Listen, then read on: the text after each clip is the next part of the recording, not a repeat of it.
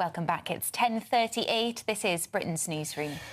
So Britain's nuclear test veterans, we've highlighted their plight on this programme many, many times, have called on Andy Burnham, who is going to be Prime Minister a week on Monday, to finally give them the justice they've been seeking for 60-odd years. Our national reporter, Jack Carson, has the story. Don't ignore us. Don't do what every other Prime Minister has done. A call to action for the man tipped to be Britain's next Prime Minister. In the 1950s and 60s, thousands of British servicemen were exposed to radiation without protection as Britain conducted its nuclear tests. In the decades since, them and their families have suffered the medical consequences, with generations to come expected to live with them too. Released documents show that medical testing was done. This letter, dated August 1956, says action will be taken to check the radiation doses received. Ministers have directed teams over the past year to examine what information exists regarding medical testing, but the wait for that report to be published continues. Alan Owen is the founder of the campaign group Lab Rats International. We hope that the report will show that they have actually lost these medical records, that they cannot find the medical records, and therefore asking people at a war pension tribunal to prove they were irradiated and to prove they had medical issues when the MOD can't find the medical records themselves will be a nonsense. Captain Terry Hughes, who was at the H-bomb test, says he doesn't understand the delay. I mean, I had no test done on me at all, which is a mystery to me why I was never tested. Everybody knows that what happened to us and what's happening to the descendants. Why are they hiding it all? I just don't understand it, I'm afraid. My generation of politicians, including me, must take responsibility. As he sets out his vision for Britain, campaigners hope Andy Burnham will deliver them justice. He said this in front of veterans in 2022. You are owed the truth, and your families are owed the truth. The Prime Minister of this country, whoever that is, needs to stand at the dispatch box of the House of Commons and make a national apology to each and every one of you. For Alan and Terry, the pressure is on for him to keep his word. Time is not on these guys' side. That's the issue. The average age is now 87 years old, and we need it resolved. The report's written, it's done, and we would hope that Andy, if it's published before summer recess, would then start work immediately on the recommendations. His chance now is to perhaps honour these, the Hillsborough Law and also our veterans. Did they respect us when they were testing the bombs on us in Christmas Island or Australia? I don't think so. A spokesperson for the Ministry of Defence said, "We recognise the huge contribution that nuclear test veterans have made to national security. The records exercise is nearing completion and will look into unresolved questions regarding medical records. For Lab Rats and the nuclear test veterans, the fight for answers and accountability goes on." Jack Carson, GB News. Well, we're joined by Alan Owen, who is the founder of Lab Rats International, and the nuclear veteran Captain Terry Hughes. Gentlemen, good morning to you both. Terry, if I can go to you first, can you tell me, many of the veterans have suffered serious health issues. Are you one of them?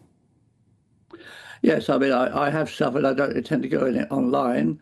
But more important to me is that my son is also badly suffering with multiple thrombosis. He had a lot of teeth decays and things when he was younger. And also he can't have any children. That's never happened in the family line before. And that's as a direct result of genetic, the issues passed on from you? Oh, I'm totally convinced about it, because when I had a DNA done, there were several mutations there and they were quite visible.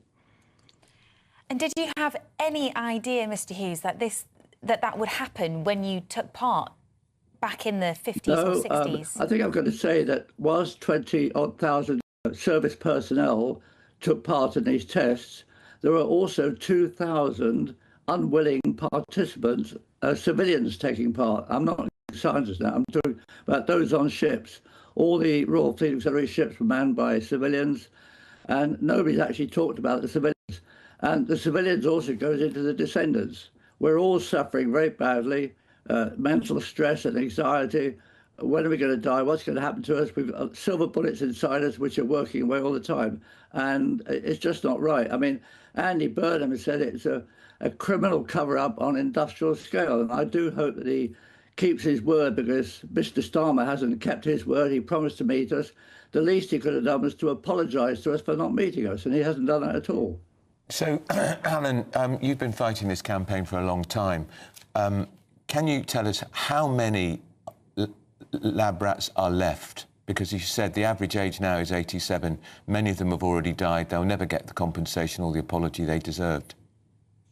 Yeah, we think there's about 1,200 left across the world of that 22,000, but it's difficult to get an exact number on that.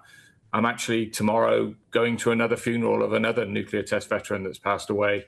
Yeah, we've lost 4 members in the last 7 days, and it's accelerating because of their age.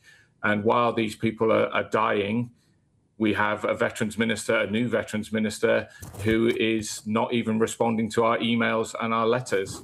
He met with us 3 weeks ago, promised us that the report would be published and do everything that he could before summer recess.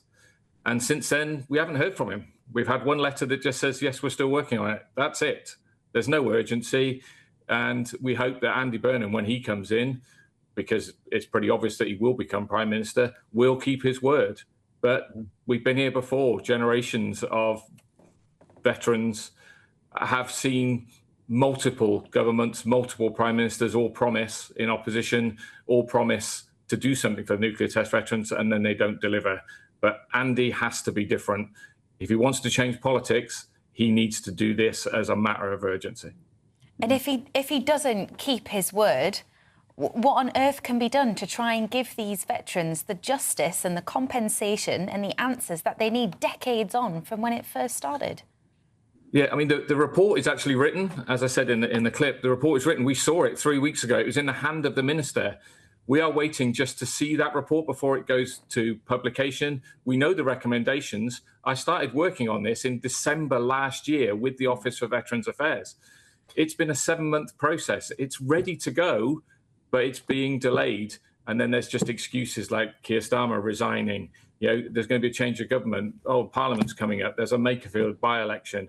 There's all these excuses that they just put into place while these veterans are dying.